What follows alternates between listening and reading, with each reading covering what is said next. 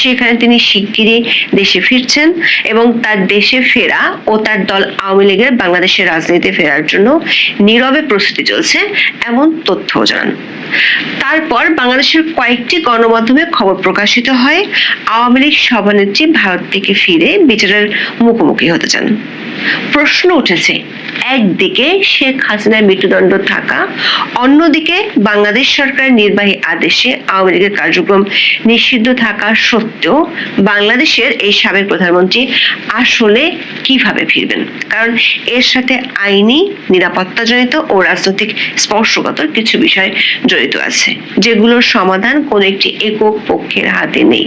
বিশ্লেষকরা মনে করেন, যেহেতু শেখ হাসিনা দিল্লিতে আছেন, তাই তার ফেরার ক্ষেত্রে ভারত সরকারের সম্মতি যেমন প্রয়োজন, তেমনি আইনসম্মতভাবে ফেরার জন্য বাংলাদেশ সরকারের কাছ থেকে ট্রাভেল পাস লাগবে। স্বাভাবিকভাবে প্রশ্ন দেখা দিচ্ছে, শেখ হাসিনা যে বাংলাদেশে ফিরে বিচারের মুখোমুখি হওয়ার কথা বলছেন, তাতে কি ভারত সরকারের সায় আছে? অন্যদিকে বাংলাদেশ সরকারও কি এর জন্য প্রস্তুত?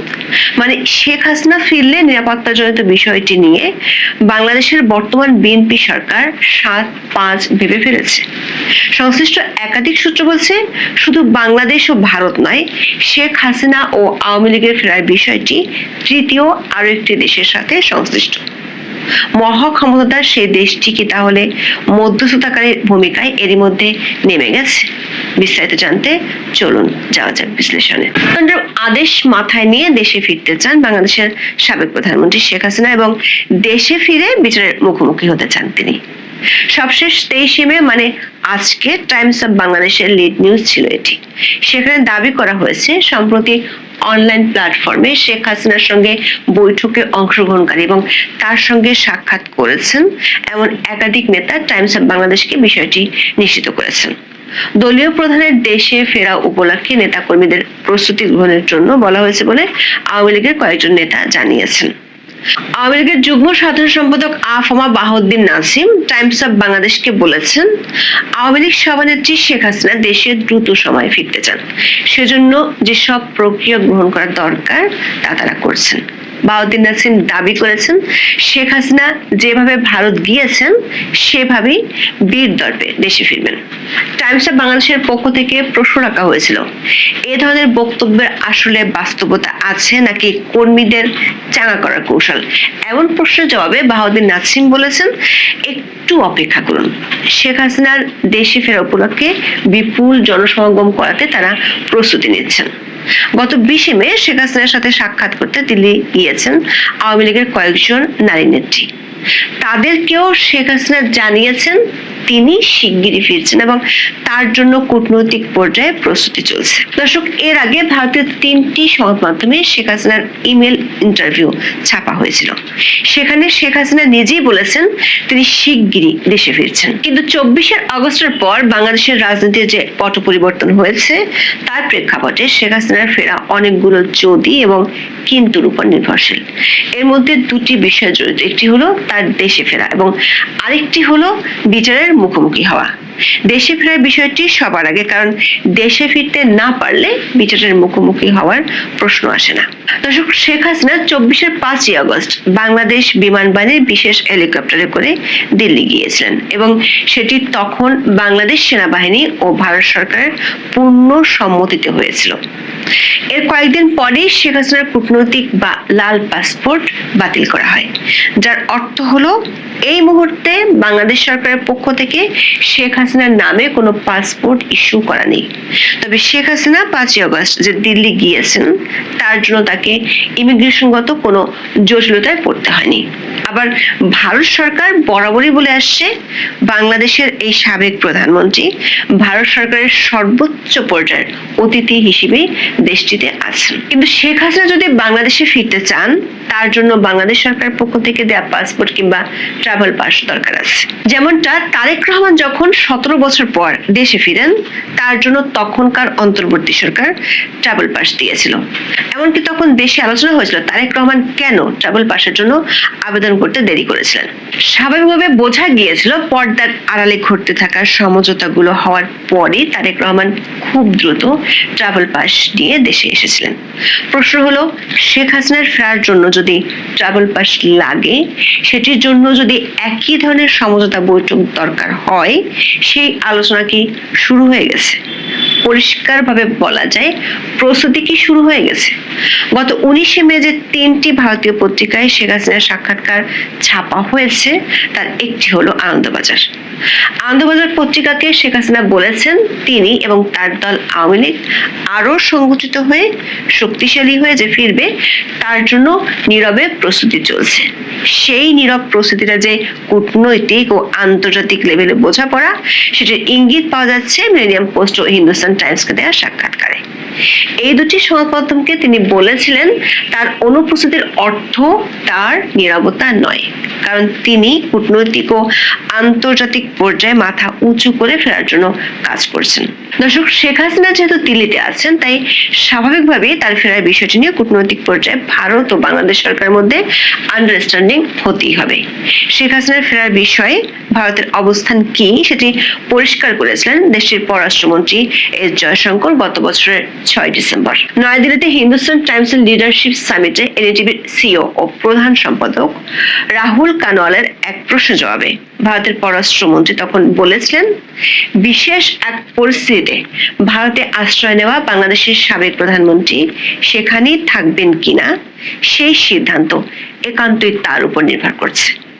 ওই দিন তিনি শেখ হাসিনার ফেরার সাথে নিরাপত্তা ইস্যুটির কথা তুলে ধরেছিলেন। অনেকের ধারণা, কার্যক্রম নিষিদ্ধ থাকা সত্ত্বেও যেহেতু আওয়ামী লীগের জনভিত্তি আছে, তাই শেখ হাসিনা ফিরলে ব্যাপক লোক সমাগম হবে, এমনটাই স্বাভাবিক।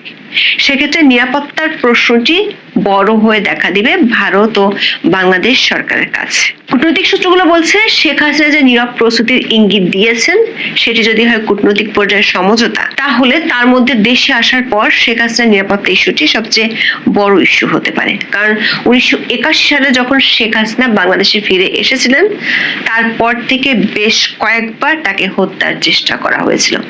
2004 সালের 21শে আগস্ট গ্রেনেড হামলায় তিনি মৃত্যুর দুয়ার থেকে ফিরে এসেছিলেন। আর ওই সময় ক্ষমতায় ছিল বিএনপি জামাত জোট। ওই ঘটনার জন্য শুধু দেশেই নয়, আন্তর্জাতিক ক্ষেত্রেও বিএনপি জামাত সরকার ব্যাপক সমালোচনার মুখে পড়েছিল। বিশ্লেষকরা মনে করেন, শেখ হাসিনার স্বদেশ ফেরার ক্ষেত্রে তার নিরাপত্তা ইস্যুটি নিয়ে ভারত ও বাংলাদেশ সরকারের মধ্যে কতটুকু সমঝোতা হচ্ছে তার উপর অনেক কিছু নির্ভর করছে। অনেকে বলছেন, এখনো পর্যন্ত প্রশাসনিক কর্মকাণ্ড দেখে মনে হচ্ছে না বিএনপি কিংবা সরকার আওয়ামী লীগকে খুব বেশি ছাড় দিতে চায়। বিএনপি ক্ষমতায় এসেছে 3 মাস হয়ে গেল। এর মধ্যে ইউনূসের জারি করা অধ্যাদেশকে আইন হিসেবে সংসদে পাশ করে আওয়ামী লীগের উপর নিষেধাজ্ঞা বহাল রেখেছে। আওয়ামী লীগের বহু নেতাকর্মী যারা বিনা বিচারে জেলে আছেন, তাদেরকে আদালত জামিন দিলেও সরকার ছাড় দিতে রাজি নয়। আসাদুজ্জামান নূর, সেলেনা হায়াত আইভী, নুরুল ইসলাম সুজন, সাবেক প্রধান বিচারপতি খায়রুল হক আদালত থেকে জামিন পেলেও সরকার কোনো না কোনো ভাবে তাদের আটকে রেখেছে। আওয়ামী লীগের অঙ্গ সংগঠনগুলো দেশের অনেক জায়গায় মিছিল করলেও পুলিশ গ্রেপ্তার করছে। এই কারণে অনেকেই মনে করেন কূটনৈতিক পর্যায়ে সমঝোতা হচ্ছে কিনা তার পুরোপুরি আভাস পাওয়া যাচ্ছে না। যদিও বাংলাদেশ সরকারের স্বরাষ্ট্রমন্ত্রী সালাউদ্দিন আহমেদ বলেছেন, তার সরকার চায় শেখ হাসিনা দেশে ফিরে আইনের মুখোমুখি হোক। কূটনৈতিক সূত্রগুলো বলছে, শেখ হাসিনা দেশে যে ফিরতে চান সেটি ভারত সরকারকে নির্বাচনের পরে তিনি জানিয়ে দিয়েছিলেন। কিন্তু ভারত সরকার শেখ হাসিনাকে নিরাপত্তা নিশ্চিত না করে দেশে ফিরতে দিতে চান না। আবার বাংলাদেশে ফিরতে হলে বাংলাদেশ সরকারের কাছ থেকে যে ট্রাভেল পাস লাগবে, সেটিও সমঝোতার অংশ।